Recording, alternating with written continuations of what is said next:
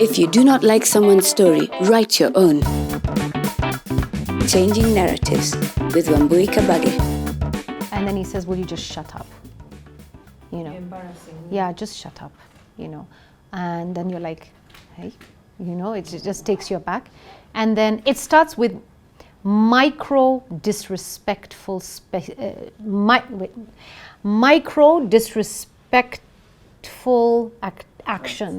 acts, right? Micro disrespectful acts.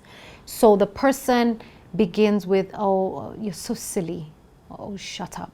Oh, that's so dumb. Like, how can you even think of that? How can you? So he tests the waters, or she tests the waters. We can't assume it's always going to be the man, yeah?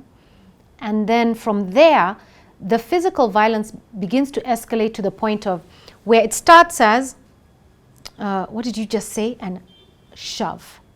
Like it's a shove. You can, in your mind for 1 minute, convince yourself, it's not that bad, right? But he violated your space, right? And he felt it was okay, or she felt it was okay to violate that space.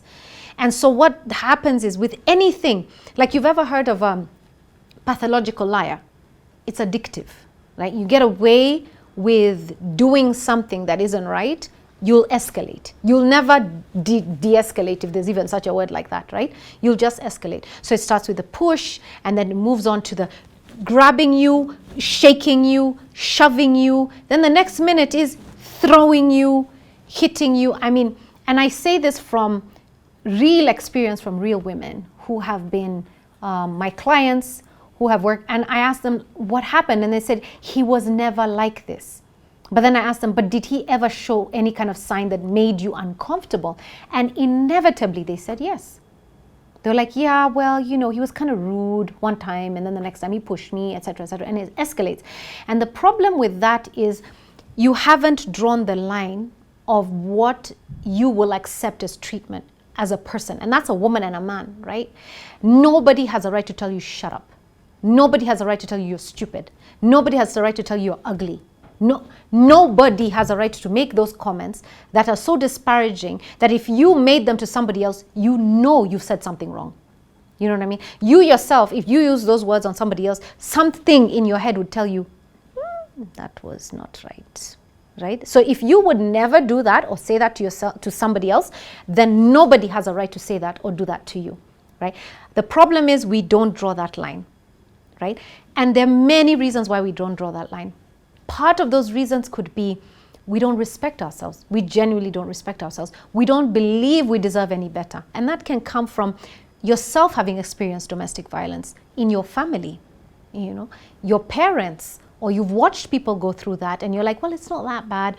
Or you've had family members who tell you, si bora nalipa na nakupe chakula, si amekununulia gari, si mumeenda holiday. See, all these little compromises and, you know, like, well, it could be worse.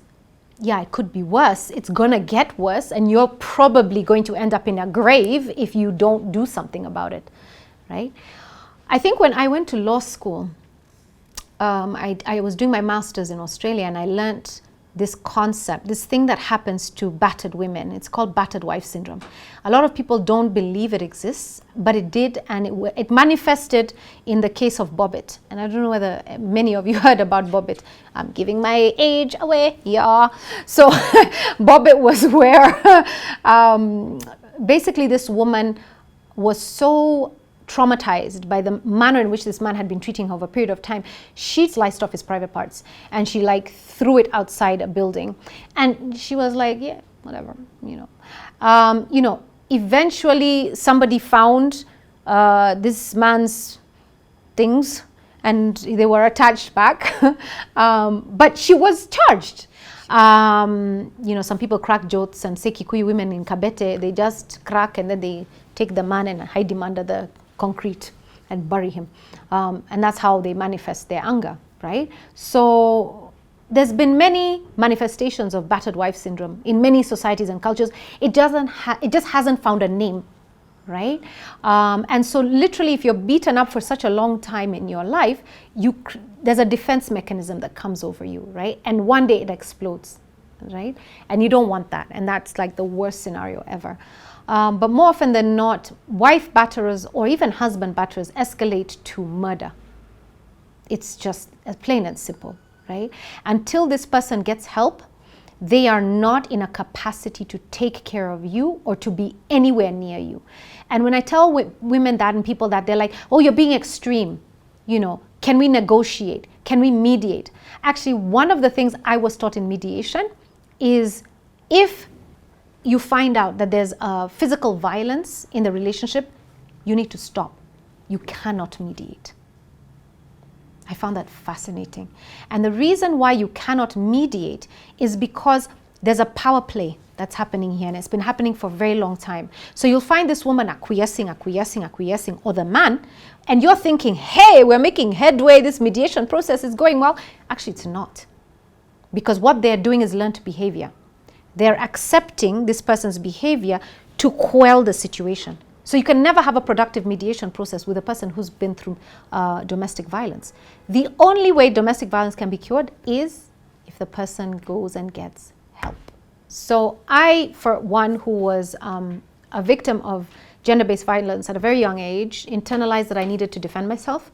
And so I learned martial arts. And that's something that I do and I absolutely love. But please understand, I don't do it because I want to start a fight, I want to pick a fight. I just do it because I never want to be found in a situation where I am helpless and incapable of helping myself. If ever a situation happens that I'm alone and I can't do anything, and so that's really why I do it. But aside from that, I really love doing it. Okay, so I'm Wambui Kabage for Changing Narratives. Please do tell us what you feel about gender-based violence and your experiences. I hope you've also benefited. Like, share, and subscribe. Changing Narratives with Wambui Kabage.